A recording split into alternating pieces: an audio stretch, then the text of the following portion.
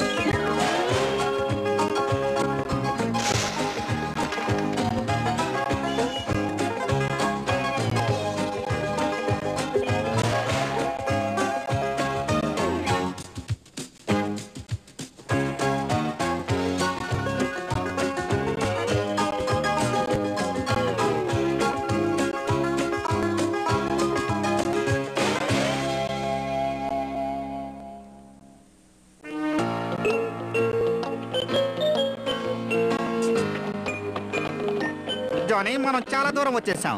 ఇప్పుడు మనం ఈ ఊరు మొత్తం తిరిగి చూస్తే బాగుంటుందని నాకు అనిపిస్తోంది. సారీ రామన్న, నేను రాలేను. ఎందుకంటే ఒక అందమైన అమ్మాయిని చూశాను. మేడం, నేను మీకు పరిచయం చేసుకుంటాను. నా పేరు జానీ జంపాక్. నేను చాలా తెలివైన అందమైన మగ్గురాన్ని. చాలా దూరం నుంచి వస్తున్నాను.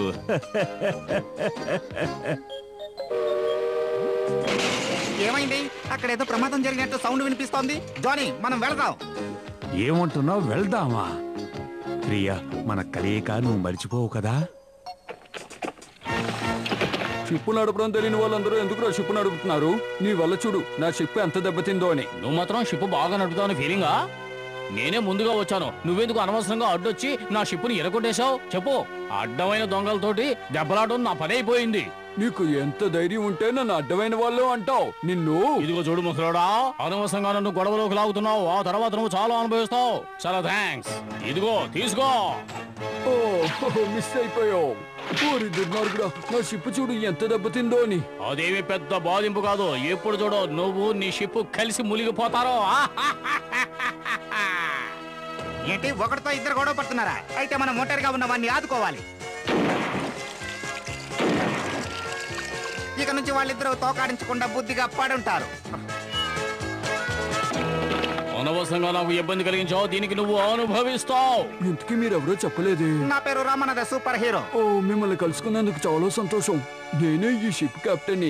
ఆ తర్వాత మీరు వాళ్ళ దగ్గర నుంచి నన్ను కాపాడినందుకు చాలా థ్యాంక్స్. నేను మిమ్మల్ని మళ్ళీ కాపాడబోతున్నాను. రండా. నిజమైన మిత్రుడంటే ఇలాగే ఉండాలి. ముందు నన్ను హెచ్చరించాడు, తర్వాత తను కనబడలేదు. నన్ను హెచ్చరించి రామన్న సాహసం చేశాడు. అందులో ఉన్న మెసేజ్ చదువు. చదువుతానా? నాకు చదవడం రాదా ఏంటి? మిమ్మల్ని రివర్స్ బోర్డ్ రేస్ కి రమ్మని ఛాలెంజ్ చేస్తున్నాడు. అంతేకాకుండా ఈ రేసులో ఓడిపోయిన వాళ్ళు వాళ్ళ ఊరును వదిలేసి ఏకంగా పారిపోవాలని ఇందులో రాసున్నాడు. అవును, నేను కనుక ఈ రేసులో గెలిచాను, ఆ ముసలి కెప్టెన్ ఈ ఊరు విడిచి ఎక్కడికో వెళ్ళిపోతాడు. అంతే, పారిపోవాలి. నీ ఛాలెంజ్ నేను ఒప్పుకుంటున్నాను రా దద్దమ్మ. ఇందులో నువ్వేదో ఇబ్బంది కలిగిస్తావో నాకు తెలుసు, కానీ నేను దేనికి దిగులు పడను. ఆ తర్వాత ఏం జరుగుతుందో నాకు తెలుసు. రామన్న రేసు పోటీలో పాల్గొంటాడు. మీరు తప్పుగా అనుకోనంటే నేను కూడా మీతో పాటు వస్తాను. ఎందుకంటే మీకు ప్రమాదం ఎదురయ్యే అవకాశం ఉంది. చూసారా, నేను ఇంత కాలవతంతో ఉన్నాను. ఆయన సంగతులన్నీ నాకు తెలుసు. ఇదే మీ బెడ్రూమ్. ఇక్కడ మీరు నిశ్చింతగా పడుకోవచ్చు. అతను పడుకుంటాడో లేదో నాకు తెలియదు. నేను మాత్రం ఖచ్చితంగా పడుకుంటాను. చాలా థ్యాంక్స్ కెప్టెన్. నేను జానీ ఇక్కడ ప్రశాంతంగా పడుకుని నిద్రపోతాం.